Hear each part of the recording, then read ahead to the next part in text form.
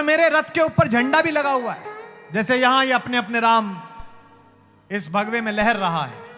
राम के रथ में झंडा है क्या? सत्यशील दृढ़ ध्वजा पताका, सत्य और शील की दृढ़ ध्वजा लगी हुई है। हो सकता है कि आपको लगता हो कि आज विजय इसके पास है और कल विजय उसके पास है, लेकिन अंततः विजय उसी के पास होती है जिसके पास राम जैसी मर्यादा हो। और यह शंका हर आदमी को होती है।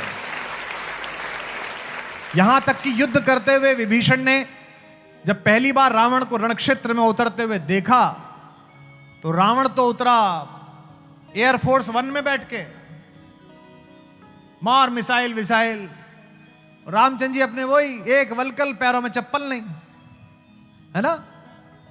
उस तक को शंका हो गई। विभीषण ने कहा कि आप तो बिना रथ के हो और रावण रथ में है।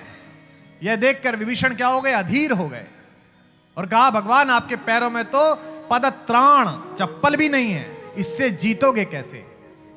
यह जो मैं बोलने जा रहा हूं, लाइफ में कभी डिप्रेशन हो, लाइफ में कभी परेशानी हो,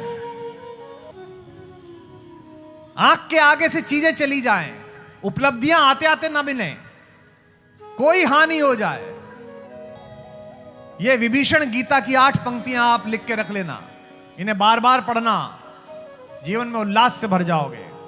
जब भी आपको दिखे कि सामने वाला शत्रु, सामने वाला प्रतिद्वंदी ज्यादा शक्तिशाली है, तो आप ये विभीषण गीता की पंक्ति याद रखना। जब विभीषण ने कहा, रावण रथी बिरथ रघुबीरा, देख विभीषण भयउ अधीरा। रावण रथी बिरथ रघुबीरा, गाइए। देख विभीषण भयउ अधीरा। कहता है, नाथ न रथ नहीं तन पद त्राणा। आप तो रथ पर भी नहीं बैठे और आपके पैरों में चप्पल भी नहीं है। नाथ न रथ नहीं तन पद त्राणा, केहि विधि जितब वीर बलवाना। नाथ न रथ नहीं तन पद त्राणा, केहि विधि जितब वीर बलवाना। भगवान ने कहा, तुझे दिख नहीं रहा, मेरे पास रथ तो है। कैसे है? सुनहूं सखा कहे कृपा निधाना, जे जय होई सो स्यंदन आना। सुनहूं सखा कहे कृपा निधाना, जिससे जय होती है, जिस स्यंदन से जय होती है, जिस रथ से जय हो सकती है, वो तुझे मैं बताता हूं। भगवान ने कहा, मेरा रथ तुझे दिख नहीं रहा, लेकिन मेरे रथ में 2 चक्के लगे हुए हैं। किसके? पहला चक्का है शौर्य का और दूसरा चक्का है धीरज का।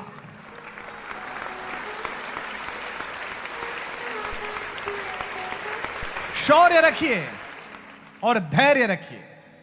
और मेरे रथ के ऊपर झंडा भी लगा हुआ है, जैसे यहां ये अपने अपने राम इस भगवे में लहर रहा है। राम के रथ में झंडा है क्या? सत्यशील दृढ़ ध्वजा पताका, सत्य और शील की दृढ़ ध्वजा लगी हुई है। घोड़े भी हैं। कितने घोड़े होने चाहिए अच्छे रथ में? 4। कौन कौन से? पहला घोड़ा बल, दूसरा घोड़ा विवेक बुद्धि। बल के साथ विवेक की बहुत आवश्यकता है। राम अकेले हैं जिनमें सब कुछ है, उसके बाद भी विवेक है। विश्वामित्र लेने गए तो दशरथ ने कहा, मेरी सेना ले जाओ प्रभु, मैं चलता हूं। बच्चे को क्यों ले जा रहे हो? जवान है, मसे भीगी है, 15 साल का है। 15 साल के गए थे, आज तो 25 साल के को पता नहीं होता करना क्या है। 15 वर्ष के राम को विवेक पता है। विश्वामित्र ने कहा, राजन आपका बेटा मुझे इसलिए चाहिए कि लड़ाई बड़ी है, खरदूषण ताड़का स्वभाव से है, और ये 4 चीजें हैं, इनमें से कोई एक आ जाए तो मनुष्य अविवेकी हो जाता है। आपके बेटे के पास चारों हैं, उसके बाद भी संयमित है, विनम्र है, इसलिए मैं आपके बच्चे को लेके जा रहा हूं। यौवनम जवानी, दूसरा धन पैसा आ जाए, तीसरा संपत्ति और चौथा प्रभुत्व। ये चार में से एक मिल जाए तो मनुष्य पागल हो जाता है। हे राजा दशरथ, आपका बेटा अद्भुत है कि उसके पास चारों हैं और फिर भी वो विवेकशील है, इसीलिए वो मर्यादा पुरुषोत्तम कहलाएगा, आगे चलकर राम कहलाएगा।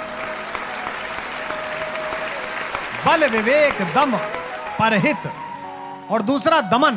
दमन कैसा? खराब इच्छाओं का दमन। जवान लड़कों, अपनी इच्छाओं को सीमाओं में बांधे रखो, वरना ये शौक गुनाहों में बदल जाते हैं। बल, विवेक और दम, यानी कि इच्छा पर अंकुश, और फिर क्या?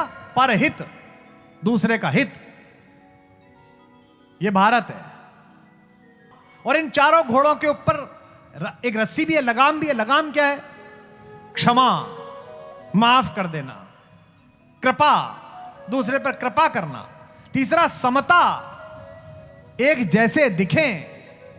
ये रज्जू हैं जो उनको जोड़े हुए हैं।